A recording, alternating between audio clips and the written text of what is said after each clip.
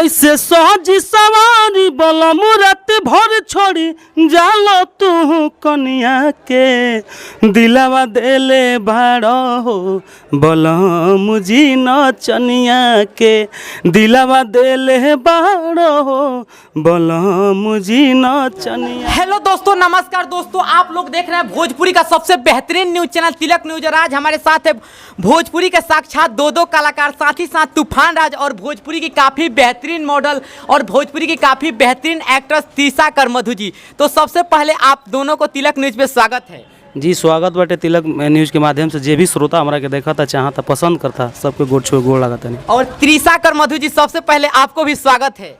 तिलक न्यूज़ देखने वाले सारे दर्शकों को हमारी तरफ से तिलक न्यूज़ के सारे दर्शकों को मेरी तरफ से एजा से गोड़ छू के गोड़ लगा था। नहीं बिल्कुल। अच्छा तूफान भैया, आप इतना धीरे धीरे क्यों बोल रहे हैं? थक गए हैं क्या? ना ऐसा कुछ, मधु जी इतना तेज बोल रही हैं और आप इतना धीरे धीरे बोल रहे हैं।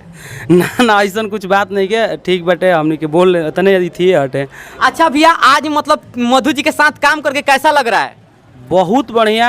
हम जितना भी भोजपुरी में काम कैले बनी, हमारा सबसे ज़्यादा सुंदर और बेस्ट काम लागल। और मधु जी के तो जवाबे नहीं के, इतना बढ़िया, इतना स्टार एक्ट्रेस हो के इतना छोट छोट कलाकार के प्यार दुलार यहाँ के देता नहीं, बहुत बढ़िया लागल, दिल से थैंक्स। बिल्कुल। मैं दर्शकों को मैं बता दूं कि ये बड़ी खबर है कहीं ना कहीं कि त्रिशिकार मधु जी को आप देख सकते हैं कितनी आज क्यूट भी लग रही हैं, और कहीं ना कहीं आज तूफान भैया के साथ काम करके भी कैसा एकदम फीलिंग हो रहा है आज? देखिए, ऑब्वियसली बहुत अच्छा लग रहा है। आज हम फर्स्ट टाइम इनके साथ काम कर रहे हैं। इनका नेचर भी बहुत अच्छा, सबसे पहले व्यवहार होता है, इनका व्यवहार भी बहुत अच्छा है। और गाना जितना हम लोग कर रहे हैं, साथ में शिल्पी राज जी के डुएट भी हैं। बहुत अच्छा प्यारा प्यारा सॉन्ग है, बहुत जल्दी आने वाला है इनके अपने चैनल से, DRS म्यूज़िक, तूफान राज ऑफिशियल और DRS से। तो आप सब देखिएगा। और फर्स्ट टाइम काम कर रहे, इनको अच्छा लगा, मुझे भी अच्छा लगा, और आई थिंक काम भी हम लोग बेस्ट करने का कोशिश की और वीडियो बेस्ट आएगा। बिल्कुल। दर्शकों को मैं बता दूं, कभी भी पटना में शूट हो रहा है और कहीं ना कहीं ब्लास्ट होने वाला है। तूफान राज जी और कहीं ना कहीं तीसाकर मधु जी की जोड़ी ब्लास्ट होने वाली है भोजपुरी में। और ये सबसे बड़ी खबर है तिलक न्यूज पे, और तिलक न्यूज की टीम अभी पटना में पहुंची हुई है। अच्छा तूफान भैया, जो ये आपका एक नया गाना आया, गाना काफ़ी वायरल हो रहा है, तो चाहेंगे दर्शकों का 2 शब्द गाना होना चाहिए, क्योंकि आज आप थके हैं और कहीं ना कहीं अभी खाना भी नहीं खाएं, लेकिन दर्शकों का डिमांड रहता है कि तूफान भैया से मिलिए तो गाना उनसे गवाइए, जो अभी नया गाना आया है चैत में गाना तो आइल बाटे, बट याद नहीं के। बाकी एगो वायरल गाना हमार मैटर चलता, दिलवा देले बड़ा हो बलम जी नचनिया के। देखिए दर्शकों को मैं बता दूं कि दिलवा देले बारो राजा जी नचनिया के, जो कि काफ़ी वायरल हो रहा है गाना भैया। तीक्षा फिल्म से आइल बाटे, लगभग बहुत सारा रील, 3000 से ऊपर रील ओकर बना था, ट्रेंड पर गाना चलता टे, बहुत अच्छा गाना बाटे। वो गाना के लाइन रहे सृष्टि भारती, और हमार पहला बार वो गाना आई रहे, पहले ही बढ़िया चलता रिस्पॉन्स।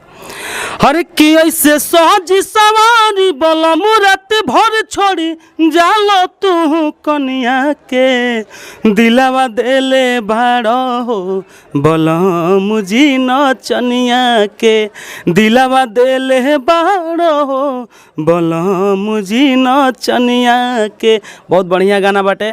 और साथ में हमने के मधु जी के साथ और वीडियो आज वही लटे, बहुत बढ़िया। हम यही तरह का हम जे भी श्रोता देखा था हमारा के तिलक न्यूज माध्यम से कि हमने के 50 गाना कंटिन्यू मधु जी के साथ हमने के होकी, यही तरह प्यार दुलार बनौले रह जा।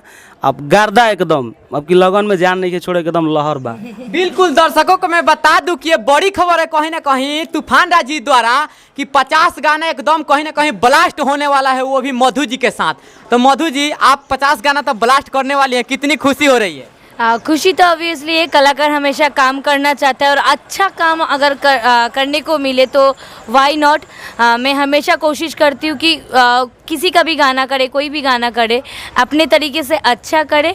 अगर गाना अच्छा मिले तो और 4 चांद लग जाता है। अगर अच्छा टेक्नीशियन और अच्छा कैमरा में काम होता है तो और गाने पे सुंदरता मिल जाता है।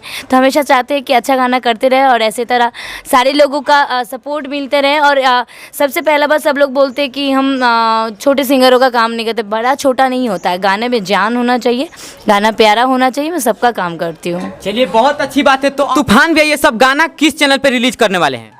तूफान राज ऑफिशियल पर हम लोग का सारा गाना रिलीज हो गया है। तीक्षा फिल्म है, उसके बाद साज म्यूजिक है, DRS म्यूजिक है, और बहुत जल्द हमने के तूफान राज ऑफिशियल पर कल ही रिलीज होके वाला बाटे। जवन अभी नचनिया के साया वो गाना बाटे, बहुत बढ़िया गाना बा। सबसे पहले तूफान राज ऑफिशियल पर ई रिलीज होगी गाना। चलिए मैम, तो मैम जो ये नचनिया वाला गाना तूफान जो ऑफिशियल पे रिलीज हो रहा है, फैंस के लिए क्या कहिएगा? बिल्कुल ये गाना बहुत ही काफ़ी बेहतरीन गाना है। तो मैं चाहती हूँ कि कल जब ये गाना आएगा अपने तूफान राज ऑफिशियल से, तो आप लोग ढेर सारा प्यार और आशीर्वाद दीजिएगा और ये गाना को ब्लास्ट कराने का जिम्मा आप लोगों का है। बिल्कुल, आप लोग इस गाने को कहीं ना कहीं ब्लास्ट करिए जा करके और देखिए गाने को तूफान राज ऑफिशियल चैनल पे। और तूफान भैया का गाना हो और आप नहीं देखेंगे, ऐसा तो हो ही नहीं सकता। जय हिंद, जय भोजपुरी समाज।